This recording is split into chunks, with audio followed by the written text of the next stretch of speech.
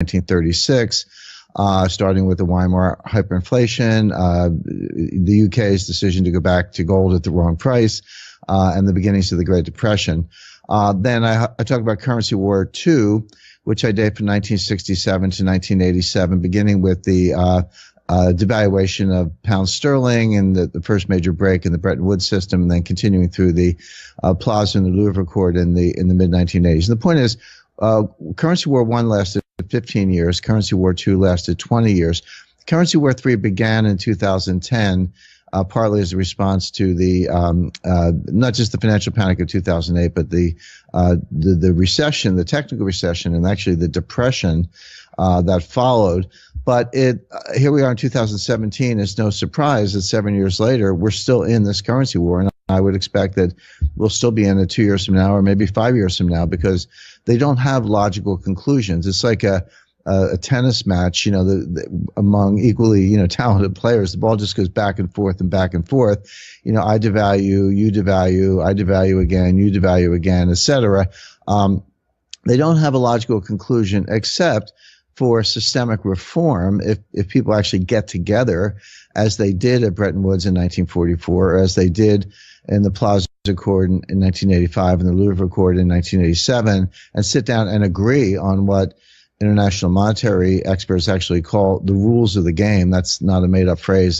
That's shorthand for, how is the international monetary system supposed to work among the major players? That's what people mean when they say the rules of the game. Right now, there are no rules of the game, but because we're in a currency war. But if you can agree on rules of the game, that's one way for currency wars to end. The other way they end is with systemic collapse, where things just spin so out of control that people lose confidence in paper money. They lose confidence in the system. They run to hard assets, gold and silver, obvious ones, but fine art, land, natural resources. There are many other alternative assets to the main currencies, and that's another way out. And again, we saw that in the Great Depression.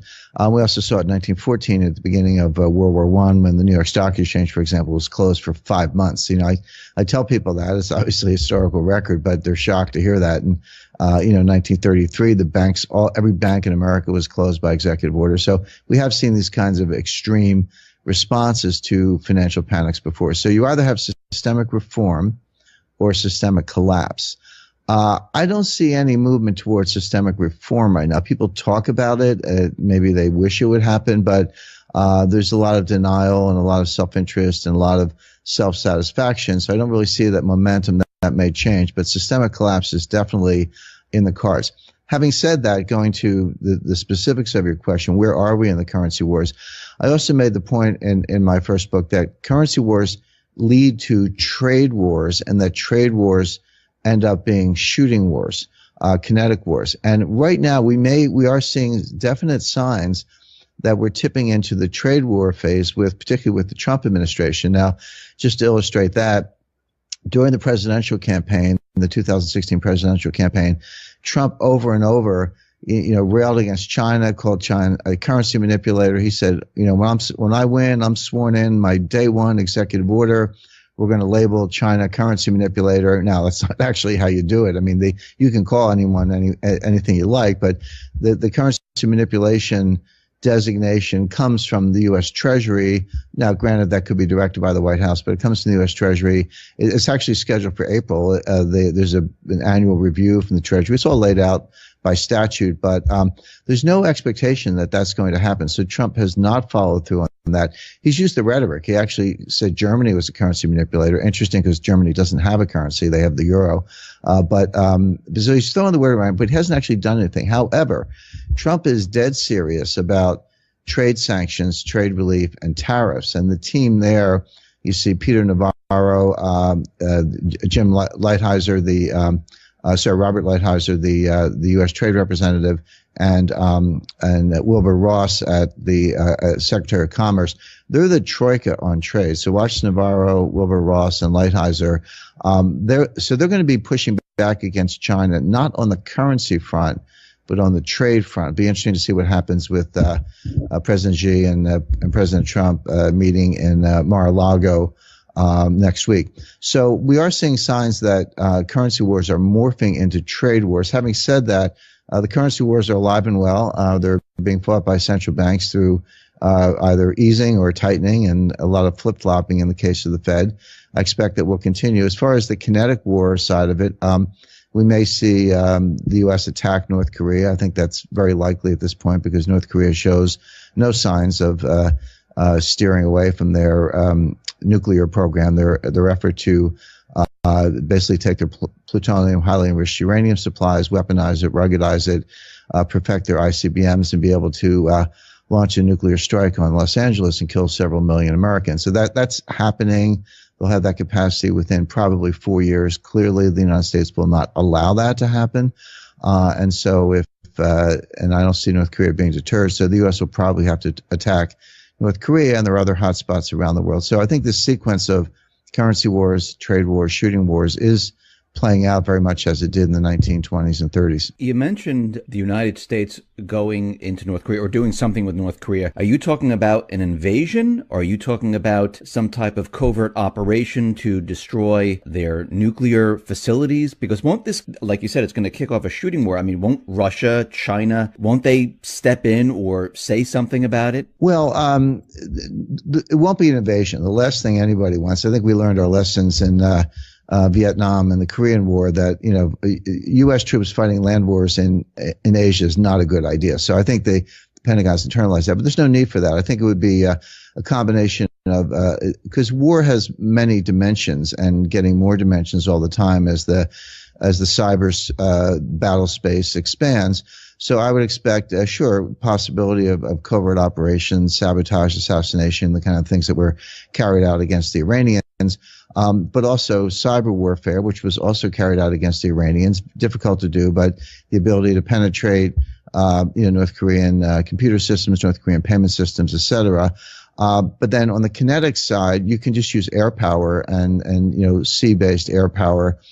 We have bunker buster bombs, but you might see tactical nuclear weapons for the first time since World War II at Nagasaki and Hiroshima. You might need tactical nuclear weapons to really destroy the program. There's an old saying in geopolitics: if you're going to kill the king, don't miss. In other words, if you're going to do it, do it. There's nothing worse than an attempted assassination or attempted decapitation where you fail to do the job and end up being on the wrong side of the pushback. So again, I wouldn't rule out the use of tactical nuclear weapons in North Korea, but hopefully that wouldn't be necessary.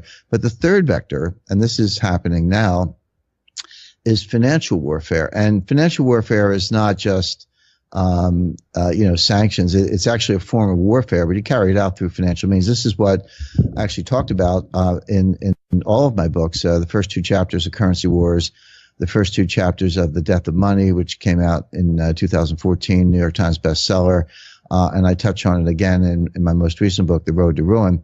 But that's already happening. Now, interestingly, we had a very tough regime of economic sanctions against North Korea early in the Bush administration, and they were actually working. We were putting the North Koreans' backs were to the wall. We were frozen assets in an entity called Banco Delta Asia, which was a North Korean North Korean intermediary. But we backed off from that. I'm not sure why we didn't want to push that harder. I don't know exactly what threats might have been made behind the scenes, but we got some vague promises from North Korea, but then by 2006 into 2008, those promises were broken. The Obama administration didn't do anything, as far as I can tell. They just punted on the issue, and now it's been handed off to Trump.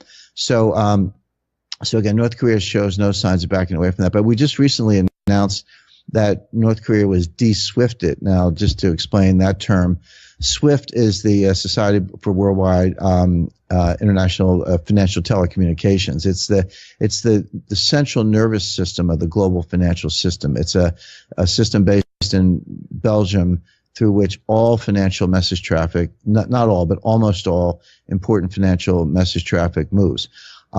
Getting kicked out of SWIFT, and that's what we mean by de-SWIFTing, it's like cutting off oxygen to a patient in intensive care. I mean, they're basically going to be financially strangled. We just did that to North Korea a few weeks ago, and that's only the second time I've seen that. The first time was Iran in 2012, although that was President Obama alleviated that to some extent in 2013 in exchange for Iran agreeing to discuss nuclear weapons, and led to this memorandum, which the Trump administration now seems prepared to tear up. So, and we're also putting sanctions back on Iran again. After easing up from 2013 to 2016, we're now back in the business of putting sanctions on Iran. So this is the financial warfare space. So you have special operations, cyber warfare, financial warfare, and combining the two, cyber financial warfare, and then possibly air power, all designed to either deter or degrade the North Korean nuclear program. Now, you mentioned the SWIFT program, and Russia came out with an announcement that they're ready to separate from the SWIFT system. And I know China is also working on a separate payment system. In your view, why are they doing this? Well, because they know it can be used against them, and it is very effective. As I say, it's like cutting off the oxygen supply is not overstating the metaphor, so to speak. Look, we've already put Russian sanctions on Russia, but there's a financial war going on between Russia and the United States right now. If you were in a war with the United States, you would fight it aggressively and you would make preparations for worst case scenarios. And by the way, this announcement, the one you referred to, came from Elvira Nabiullina, who's the head of the Central Bank of Russia. In my opinion, she's one of the two best central bankers in the world. I would say the other one's Mario Draghi, but head of the ECB. But Mario Draghi and Elvira Nabiullina, in my view, are the only two central bankers who actually understand central banking. It's very clear that Janet Yellen and before her Ben Bernanke don't understand central banking. They've kind of bumbled through a bunch of egghead science experiments the last 9 years. But Nabiullina gets it, and so she's it's preemptive. She's saying, well, we don't think Russia's going to get kicked out of SWIFT imminently. I don't think they'll get kicked out at all. I mean, there is a kind of a board of governors. There's a governance structure. It's not anything the United States wants. Now, the U.S. has a very, very powerful voice. And before we de-SWIFted Iran, we kicked Iran out of the dollar payment system. When I say kicked you out, what I mean is we say to all the banks, hey, if you move money for Iran, we're going to kick you out. Well, that's to Credit Suisse or UBS or Deutsche Bank or Citibank or JP Morgan. That's existential. You would basically be out of business. And so they have to comply, and they don't always comply. And there have been tons of investigations and multi-billion-dollar settlements and deferred prosecution agreements over banks violating some of these, prominently HSBC, but also others. HSBC seems to be JP Morgan kind of run like criminal organizations as far as I can tell. But so we say to the big banks, if you let Iran, in this example, or Russia or North Korea move money through the system, then we're going to kick you out of the system. And obviously they can't afford to let that happen. So that was easy for the United States because we control the dollar payment system. But you get over to SWIFT, see what Iran did is they said, okay, we can't sell oil for dollars anymore because we can't receive dollars through the payment system. We'll just sell it for euros or Swiss francs or other currencies that you might want. And they could move through SWIFT. So then we kicked Iran out of SWIFT. But to do that, we need the votes of the other members of the board, which are mainly our European allies, Germany, France, UK, and some others. And at this point, you sort of need China to go along as well. So I think it's unlikely that Russia would be kicked out, but they're not waiting around to find out the hard way. They're saying, okay, you cut off our oxygen supply. We got a spare oxygen tank over here. And they built an alternative payment system, and China's doing the same thing.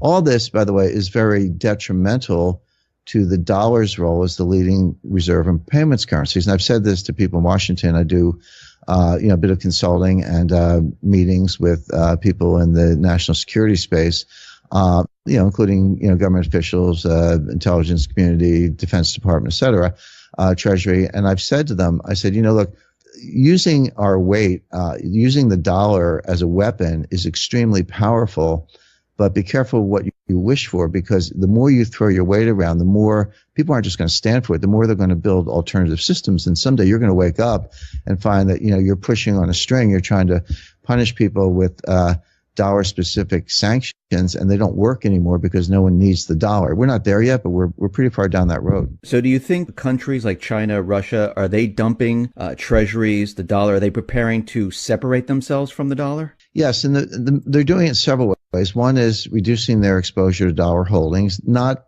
all at once, not dumping them en masse. But if you look at, there's something called the Tick report, which comes out from the Treasury periodic. I think it's once a month, or it's at least quarterly, but whether it's monthly or quarterly, it's available on the Treasury website, and it shows foreign holdings of U.S. Treasury securities. And if you look at the official holdings, they are going down significantly, and they have for a while. So it is true that China and Russia in particular, but other countries as well, are reducing their holdings of U.S. Treasury securities. Japan has picked up some of the slack, and U.S. banks as well, but they're reducing now.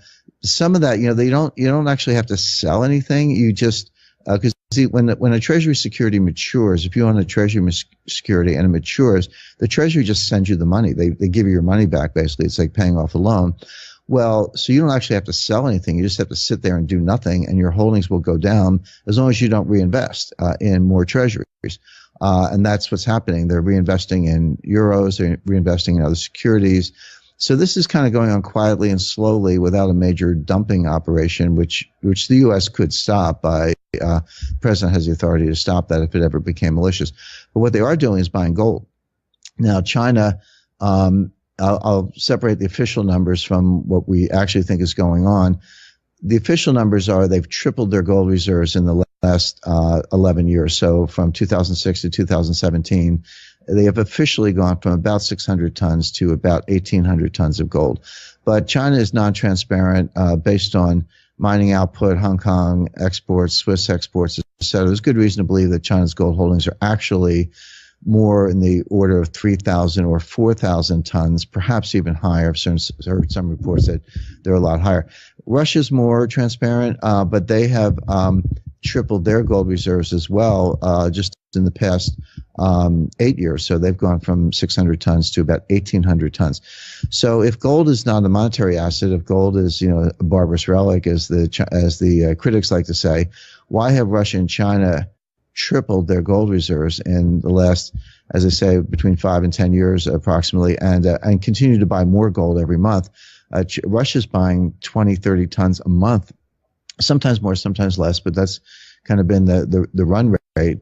Are they stupid, or do they see something that most people don't? Well, I guarantee they're not stupid. I've been to Moscow and Beijing and Shanghai and met with officials there, and they're very, very savvy. So clearly they see something that most investors don't see, and they're getting ready for this collapse of confidence in the dollar. It doesn't mean we won't have dollars. It doesn't mean the dollar goes away. But what it does mean is that the dollar very quickly and unexpectedly almost loses its status as the benchmark global reserve currency, to be replaced probably by the IMF special drawing right. But, if not, some new gold-backed currency. In your book, Road to Ruin, you mentioned the financial crisis, and part of your book says the next financial crisis will not be merely a bigger version of 1998 and 2008 crisis. It will be qualitatively different. It will encompass multiple asset classes on a global scale. How big is this going to be?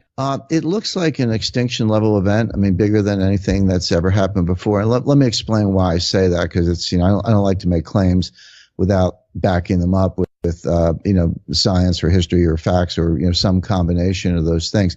When I make that point, there's sort of two vectors. One is I look at a tempo or sequence of prior financial crises. In particular, I focus on 1998. That was the Russia long-term capital management crisis, which actually started in Asia the year before. And then I look at 2008. That was, called the Lehman Brothers crisis or whatever you like. And which also started the year before in 2007 with some mortgage defaults announced at Bear Stearns and HSBC and elsewhere. So those are the two case studies I have. And then I take that 10-year tempo from 1998 to 2008, and I just take it out 10 years. It's just a convenience to maintain the 10-year tempo and talk about 2018, except I make the point that it could be tomorrow. I mean, don't think that you can just sort of put your feet up until 2018. If it's even then, this is something that could happen tomorrow. But here's the point. 1998, and by the way, I was counsel of long-term capital management. I negotiated that bailout. I was in the room with Fed and Treasury officials. We were on the phone to Tokyo. I know exactly what was going on behind the scenes there. We were just hours away from closing every major market in the world, stock markets and bond markets, at least temporarily, to deal with the panic that would have ensued, because it wasn't really about long-term capital management. I mean, it's a hedge fund, right? If we had filed for bankruptcy in the Cayman Islands, which we were fully prepared to do, I'd like to say I would have just slept in the next day. There would have been nothing much for us to do. But our $1.3 trillion of derivatives exposure would have suddenly been flipped back to Wall Street. They were counterparties in all that trade. Well, if you have a two-sided position, which they do because they're intermediaries, and one side goes away, all of a sudden you have a one-sided position. So you have to go out and sell that security. So it would have been massive sales of stocks and bonds, more than the market could absorb, and that would have been a panic. So Wall Street didn't bail out long-term capital management. They bailed out themselves by taking over the balance sheet and doing an orderly unwind. So that's what happened then. In 2008, same thing. We were just days away from the sequential collapse of every major bank in the world. So Bear Stearns collapsed in March 2008. Fannie Mae and Freddie Mac, the giant mortgage agencies, collapsed in June of 2008. Lehman Brothers collapsed on September 15, 2008. Morgan Stanley would have been a few days later, then Goldman, then Citi, then B of A, and all those dominoes would have fallen. Again, massive intervention to the tune of tens of trillions of dollars of currency swaps, guarantees, et cetera, to prevent that from getting worse. So 2 times we came within hours or days away from collapsing the entire global financial system. Didn't happen because of intervention. But look at the intervention. In 1998, Wall Street bailed out a hedge fund. In 2008, the central banks bailed out Wall Street. In 2018, who's going to bail out the central banks? In other words, each crisis gets bigger than the one before. Each bailout gets bigger than the one before. We are now at the point where the next crisis will be so large it will exceed the capacity even of the central banks to do the bailout. And so the resolution, the liquidity injection that you always need, because these panics are always about liquidity. Everybody wants their money back. People say, there's a global dollar shortage going on right now. That's one of the reasons why China's selling treasuries, by the way, not just to get out of dollars, but because they actually need dollars to prop up their own currency because of this global dollar shortage. And people say, well, how can there be a global dollar shortage? The Fed printed $4 trillion. Its balance sheet is over $4 trillion. The answer is that, yeah, the Fed created $4 trillion of printed money, but the world created $100 trillion of debt. There's been no deleveraging since 2008. The biggest banks are bigger. They have a higher percentage of the banking assets of the entire system. Their derivatives books are larger. Leverage is greater. Debt to GDP ratios are higher. Everything that was too big to fail and unstable in 2008 is bigger, more unstable, more prone to failure today. And just to kind of round out the discussion, when you use complexity theory, which is the branch of science that I use to build these models, and the central banks do not use them. They're using obsolete stochastic general equilibrium models. But when you use complexity theory, one of the things you learn from complexity theory, is very sound science, is that the worst thing that can happen in a system, the worst collapse, is an exponential function of scale. Now, that's just a fancy way of saying that the risk goes up faster than the size of the system. So when you double the system, you don't double the risk, you increase it by a factor of 10 or more. So I just explained why we vastly increased the size of the system measured by bank assets, concentration, derivatives, leverage, etc., which means that the risk has gone up even more, which is why I say the next panic will be an extinction level event. It could happen tomorrow. I'm not saying it will happen tomorrow. I'm saying it could happen tomorrow. There's nothing the central banks can do to stop it. You're going to have to lock down the system, which I talk about in my book, The Road to Ruin. I explain exactly how that will play out. And then you're going to have some rescue, whether it's special drawing rights, which is the IMF world money, or gold, or something else, if you want to unlock the system. Do the central banks, do they realize that we're coming to a point where this whole thing cannot be sustained? Are they working together to maybe collapse the system? I don't think they're trying to collapse the system. I think they are aware that a lot of these risks that we're talking about are there, but they don't fully comprehend it. Now, let me explain what I mean by that. The central bankers ran the bailout the last time. They know what they did.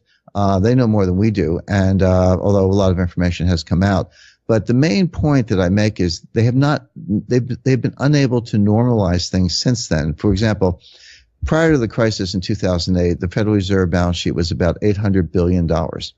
In the course of trying to mitigate the crisis, they increased the balance sheet to over $4 trillion, and they cut interest rates to zero and held them there for 7 years. Now, if somehow they had got the balance sheet back to 800 billion or even a trillion and got interest rates up to 2.5%, which is what the Taylor rule says they should be, I'd be the first one to congratulate them. I say, nice job, guys. You saved the world and you got back to normal. But that didn't happen. They're still at $4 trillion. Interest rates are, okay, they've crept up to 0.75%, but they're still well below where they would be at this stage of the business cycle. So they have not been able to normalize their balance sheet, and they have not been able to get interest rates back to where they want. So what are they going to do if the crisis hit tomorrow? Take the balance sheet to 8 trillion? 12 trillion? I mean, what's the boundary? Well, legally, there is no boundary. They could, in fact, do that. But in my view, that's not sustainable, and they know it. There's an invisible confidence boundary. There's a point at which people are saying, this is crazy. I'm out of here. I no longer have confidence in the dollar, whether it's foreign creditors, U.S. citizens. People just run to the alternatives, and we know what they are. It's gold, silver, land, fine art, natural resources, hard assets of various kinds. Or Switzerland, or take your pick, but they're out of the dollar, and so I think the central bank has an intuition about that, even though they're not using the same models I'm using. And so what they've done to address this instability and this risk is called macroprudential regulation. It's another one of these geeky terms they come up with. But for example, they've increased capital requirements from roughly 4% up to 8%, sometimes higher. Is that a bad thing? Well, it's not a bad thing, but it's not enough. The thing about bank capital, unless it's 50% or 100%, that's different. But when you're talking about going from 4% to 8%, if you don't need the capital, you can have almost zero. If you do need the capital, no amount is enough. In other words, in a steady state, when everyone's confident and everyone thinks the banks are fine, you actually don't need that much capital. But when there's a panic and everybody wants their money back and you do need the capital, 8% is no better than 4%. It might buy you another couple of weeks before the bank goes to zero. But the point is it's going to zero very quickly at an accelerating rate. And so that kind of regulation, I'm not saying it's a bad thing. I'm saying it's not really going to work and it's not enough. The other big thing they did at the G20 summit in Brisbane, Australia in November 2014 is they came up with what I call the Brisbane rules, where they explicitly said that going forward, our policy in bailouts is going to be no more bailouts. We're going to have bail-ins. Now, what's the difference between a bailout and a bail-in? Well, and they all have to do with resolving, large too big to fail bank distress and too big to fail potential failures. How do you deal with that? Well, the bail-in model, the bailout model, which we saw in 2008, is you use taxpayer money, you use guarantees, you use money printing, you use government to prop up the bank. No bondholder of any major bank took a penny of loss in 2008, not one. Every one of those banks got bailed out. Every one of those bonds got paid off at maturity, or at least there were still good debts on the books of the banks. Not one depositor lost a penny in any of those banks. The bailout was fully funded by the U.S. taxpayers. Even stockholders lost, the value of the stock went down, but it came back again, since then to some extent. So there was no pain by any stakeholder, meaning stockholders, bondholders, and depositors. All of the pain was felt by taxpayers and ordinary citizens in the form of not getting paid for the risk, and also zero interest rate policy, which meant that, trillions of dollars of lost income on savings has been transferred to the banks in the form of zero interest rates, because the banks don't have to pay you interest. So that's the bailout. Brisbane, 2014, they said, from now on, we're going to have bail-ins. The way a bail-in works is that when a bank's in distress, the first loss is going to fall on the equity holders. Equity holders are going to go to zero. You're going to get wiped out. Then bondholders are going to take a haircut. So look at the hole in the balance sheet, and maybe you'll get 50 cents on the dollar or 70 cents on the dollar, but you won't get 100 cents on the dollar. And then finally, depositors will not be protected above the insured amount. So let's say FDIC insurance, $250,000. In Europe, it's about 100,000 euros. That amount will be backstopped, but anything in excess of that, you're at risk. And so the depositors, bondholders, and stockholders will all suffer. Only after all of those resources have been exhausted would any taxpayer money be used. So that's the so-called bail-in. Now, on the face of it, it sounds fair, it sounds reasonable, it sounds equitable. Why not put the losses where they belong, in the hands of the people who benefit and the people who had the upside? And why go to the taxpayers? Sounds good. The problem is, in practice, they haven't lived up to it, and we have concrete examples. In the case of Italy, and pardon my Italian, it's not very good, but the Banco dei Monte Paschi di Siena, BMP, oldest bank in Italy, definitely a too big to fail bank, that's being bailed out by the Italian government because they don't want to face the political pain of having to put losses on bondholders who happen to be voters, by the way. Well, Angela Merkel was outraged by this, Chancellor of Germany. She turned to the Italian prime minister at the time, Renzi, and said, you can't do this. Remember, we agreed no more bailouts. We only have bail-ins. Renzi did it. Well, Renzi's gone now. He lost the election in December, but the new Italian government of technocrats is, in fact, bailing out that bank. But what Renzi did, Renzi turned to Merkel and said, oh, yeah, we can't do bailouts? Well, what are you going to do with Deutsche Bank? And that's a much bigger bank. They're in distress. They're insolvent. They're going to need a rescue. And are you seriously going to apply the bail-in rules to Deutsche Bank and let German working people suffer losses on their deposits just because they're more than 100,000 euros? So the point is, bail-in sounds fine in theory, but it's not lived up to in practice because of the politics. So there really are no solutions on the table. Bank capital is never enough. Bail-in is not being respected in practice. Meanwhile, the system keeps getting bigger, more unstable. And so when the crash comes, they're going to have to go to what I talk about in my book, The Road to Ruin, the ICE 9 solution.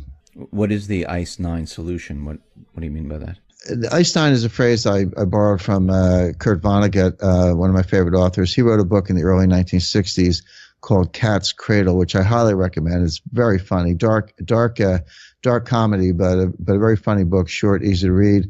But in that book, he invented something called ICE 9. There was a scientist who created ICE 9. ICE 9 is a polymorph or a similar molecule to water, to H2O, with two important differences. Number one, the melting temperature is 114 degrees Fahrenheit, which means it's frozen at room temperature. And number two, when a molecule of H2O, water comes in contact with a molecule of ICE 9, the water turns to ICE 9, which is ice, basically, so at room temperature. So he took this ICE 9, put it in vials, 3 vials, gave it to his 3 children. And the plot of the book has to do with whether any of them open it and pour it. If you pour the ICE 9 into a stream, the stream freezes, then the harbor freezes, then the ocean freezes, and all the water on the earth freezes, and life on earth dies. In other words, it's a doomsday machine. And I take that story and bring it over to financial markets as a metaphor, and I make the point that the panic is going to start somewhere. There'll be some catalyst. It doesn't matter what it is. I mean, people ask me all the time, what's going to start the panic? And I say, it doesn't matter. The system is unstable. It's prone to collapse. So whether it's a financial failure, an assassination, a coup d'etat, a natural disaster, it could be a lot of things, but it won't matter. It'll just happen. But it'll show up, it'll emerge in a particular segment of the capital markets. And my number one suspect would be money market funds, because they're supposed to be liquid. They're not really. It's a great misnomer. People think money market funds are money. They're not. But people will call up for the money market funds and say, I want to redeem my shares, wire the money to my bank account and do it now. And what they're going to find is that, what's on the other side of the money market funds? Well, there are all kinds of short-term liabilities, and they're not going to be able to roll those over. So they're going to suspend redemptions on the money market funds. By the way, that was not the law in 2008. It was, you could not suspend redemptions. There was no provision for that. Today there is. They changed that law, so you can suspend redemptions. So it's like a hedge fund that puts up gates, and it closes the gates. So then people say, oh, gee, I can't get my money out of my money market fund. Well, I better take the money I do have out of the bank. So they're going to have to close the banks and reprogram the ATM so you can only get $300 a day for gas and groceries. And people say, oh, well, gee, money market funds close, banks close, I'll sell my stocks. Well, you're going to have to close the stock market. In other words, it's going to go from sector to sector the same way the ICE 9 molecule spreads exponentially to freeze all the water in the world. And eventually you're going to have to lock down the entire financial system. Now, they'll tell you it's temporary. And like I say, you'll probably be able to get a couple $100 a day for gas and groceries from the ATM while they're working on a solution. The solutions being the ones we mentioned earlier, which are, resetting or rebooting the international monetary system, new rules of the game, SDR, liquidity, maybe a gold standard, maybe a hybrid gold-backed SDR. But whatever it is, these things will take months to work out. And in the meantime, you're going to have this ICE 9 solution. I talk about this in a lot of detail in my book. And by the way, yeah, there are 151 footnotes. Actually, not footnotes; they're endnotes. They're notes, but they come at the end, so you don't have to read them if you don't want to as you're going through the book. But everything I'm describing is documented, backed up, supported either by science. Put the equations in the endnotes, or official documents, statements. You can find it all. None of it is fantasized. None of it is Jules Verne science fiction. It's all happening. It's already happened to some extent. We've seen it in Cyprus. We've seen it in Greece. We saw it in India with demonetization. Europe got rid of the 500 euro note. This is all part of the war on cash. The war on cash is designed ultimately to eliminate cash, to force everyone into all their wealth into digital form. And I like to make the point that before you slaughter cattle, you have to herd them into a pen. And before you slaughter investors, you have to herd them into a digital pen at one of these major banks. And once all the wealth is digital, it can be frozen, locked down, confiscated, taxed, monitored, et cetera. But before you do that, you have to eliminate cash, and that's exactly what's going on. So we're already seeing ICE 9 in small ways, and it'll get worse. How long do you think this will last? When the whole financial system goes dark, how long will people suffer through this? Well, one day seems like a long time when you can't get your money. But let's look at historical examples. And by the way, I also make the point, everything as I said, everything I described is backed up by official sources or science. But I also make the point, every one of these things has happened before. So the New York Stock Exchange was closed from July to December 1914. And it was a global financial panic at the time. 5 months, the New York Stock Exchange was closed. People actually went out on the street, on New Street, and they traded shares by hand. Cash. Bring your cash, bring your shares, and sign them over. It was called the Curb Exchange. In 1933, President Franklin Roosevelt shut every bank in America by executive order. Just said every bank is closed. He didn't say when they would reopen. In fact, they did reopen about 8 days later, but nobody knew when they were going to reopen. That was before the days of ATMs, obviously. You couldn't get your money. In the Great Depression, there was such a shortage of money that people invented wooden money. It was called the wooden nickel. When I was a kid, there was an expression, don't take any wooden nickels. But in the 1930s, small communities would create wooden money, and you would use it for local merchants, and everybody would trade it with each other because it's all the money they had. They made money out of wood. So the point is, all these things have happened before. Now, I would expect that, we have another concrete example. I make the point, none of this is speculation. In 2009, in response to the panic, the IMF did issue special drawing rights in August 2009. Pardon me, people say, where did these special drawing rights come from? And they knew, no, they've been around since 1969. So they've been around for, almost 50 years. And they have been issued from time to time, usually associated with market panics and liquidity crises. The last time they were issued was August 2009. Now, that panic, the acute stage of that panic was September 2008. That's when Lehman Brothers filed for bankruptcy. So it took 11 months to issue the SDRs. Well, even if you put that on an accelerated timeline, next time, because the panic will be worse, I don't see how you could do it in less than, I'll guess, but 5 months or 6 months. Certainly a new international monetary order. Bretton Woods, the actual meeting at Bretton Woods just took a few weeks in June 1944, but they had been working on it for 2 years. Britain and the UK in particular, under the direction of Winston Churchill and Franklin Roosevelt, have been working on it for 2 years. So these things can't be done overnight. But even on a crash basis, if it took, and no pun intended, but if it took 3 to 6 months, that's a long time for the system to be shut down. But I think that's a reasonable forecast. What will the United States look like after this? I mean, you're talking about SDRs. Will the dollar still be in existence? Will we still have our way of life? Will everything go back to normal? Probably not. I think the dollar will still be in existence, but it'll be a local currency, not the benchmark global reserve currency. I would expect the new benchmark global reserve would be the special drawing right, or maybe gold, or a new gold-backed currency, or a gold-linked SDR, or else the whole system will splinter and we'll have autarky, and every country will, be on its own with its own currency, and globalization will, kind of grind to a halt. We'll still have dollars, but it'll be a local currency. If I go to Turkey, today, I'm going to get some Turkish lira. And if I go to Mexico, I'm going to get some Mexican pesos. Well, if you come to the United States, you'll want some dollars, but it won't be used for the big things, settlement of balance of payments, reserve positions of major countries, payment for oil, things of that type, direct foreign investment. That would all be done, I would expect, either in SDRs or a new gold-backed SDR of some kind. As far as life, it's interesting. I say if you want to know what's going to happen in 4 years, read my books.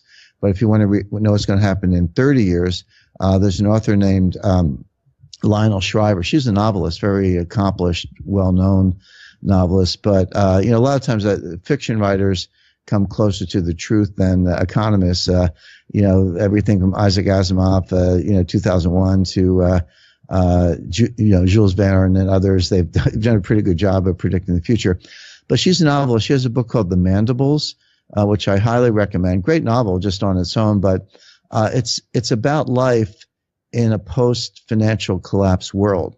And the point is, life goes on. I mean, it's not the end of the world. It's not like getting hit by an asteroid, but it's different. So it's not the end of the world, but it's the end of the world as we know it. And people still go to the store, but there's crime is rampant, and if you want police protection, you have to pay for it. And you get to the store, they have certain things, not others. And property is run down, and people are moving in with each other, and people who used to be rich are suddenly poor, and how do they adjust to that? I'll leave it at that. I don't want to give a spoiler alert, but if you want to, and I'm not saying it's going to play out exactly that way. That's not my point. My point is, if you want a very realistic portrayal of what life could be like in a post-financial collapse world, that's the best I've seen, and I highly recommend it. How can people prepare for this? I mean, some people say gold, some people say silver, some people say Bitcoin. What's your take on this and how to prepare and protect your wealth? Well, I say gold and silver and a few other assets, but my advice is to put 10% of your investable assets in gold and silver as well. Silver has a very practical application. Look, it's a precious metal. I don't spend as much time thinking about silver as I do about gold. And the reason is that gold is, in my view, money. It's the ultimate form of money. It's not just a monetary asset. It's the only form of money that I think really works in the long run. And so you should definitely have gold. But I recommend 10%. When I say investable assets, I would exclude, your home equity and your business equity. So don't gamble with your home. Don't leverage up your house to go out and buy gold. And a lot of people have some kind of business equity. You're an auto dealer, a dry cleaner, pizza parlor operator, lawyer, doctor, dentist, whatever it may be. You've got some business equity. Leave that to one side. So exclude your home equity and your business equity. Whatever's left, those are your investable assets. And I recommend 10% of your investable assets in gold and silver. And the reason 10% is that if I'm wrong, and obviously I don't think I am, but if I am, you're not going to get hurt with a 10% allocation. But if I'm right, that's going to go up so much that it will in effect be your insurance against bad things happening in other parts of your portfolio. And the practical aspect of silver, if you're just trying to preserve wealth in an age of collapse and ultimate hyperinflation, gold will do a better job of that than silver. But it might get to the point, which you do see in the mandibles, and I see, which is where you're going to have to go out and get groceries for your family, and the banks are shut down, the ATMs are shut down, and people say, well, one of the criticisms of gold is, well, what am I supposed to do with an ounce of gold? I want $50 worth of groceries, and I got a $1,250 coin to shave off a little bit, or buy a gram or whatever. Well, no, just use silver. So an ounce of silver will get you a day or a couple of days worth of groceries, and it'll be, believe me, people will take it in the scenarios we're describing. So I recommend, American Gold Eagles, is a good way to own gold. If you're a billionaire, maybe you want some bars, in a safe place. And I recommend American Silver Eagles. They're fun. There are other good coins around the world, Maple Leafs and others. Some people like these Austrian Philharmonic. By the way, I'm not a gold dealer, so this is how to preserve wealth. This is financial analysis. I'm not selling anyone gold coins, but I do recommend them as a way to preserve wealth. Beyond that, I would have an allocation in cash, and people are surprised to hear me say that. They're like, wait a second, Jim, you're the guy talking about the death of money. the lockdown, the ICE 9, why would I want cash? The answer is you might not want it for long or forever, but it's good in the short run. These things can happen quickly, but I don't think it will come totally out of the blue. We'll have some forewarning and some ability to pivot. So for now, cash I think people underestimate the value of the embedded optionality. The person with cash can pivot into either maybe more gold and silver or some other asset class as we get nearer to this extinction level event. And land, fine art, these are all things that will preserve wealth and will do very well. So gold, silver, land, fine art, perhaps natural resources, investments in private equity, venture capital startup companies where you actually know the entrepreneur. You're not relying on a digital payment system to secure your wealth. You actually have a paper contract with somebody and then that can have some value. As far as Bitcoin is concerned, I don't own any Bitcoin. I don't recommend it. And of course, that's enough to get you branded as a Neanderthal by the Bitcoin groupies, as I call them. But I believe that blockchain technology clearly has a future. I mean, remember, Bitcoin is just one cryptocurrency based on blockchain technology. So I think you need to separate the two.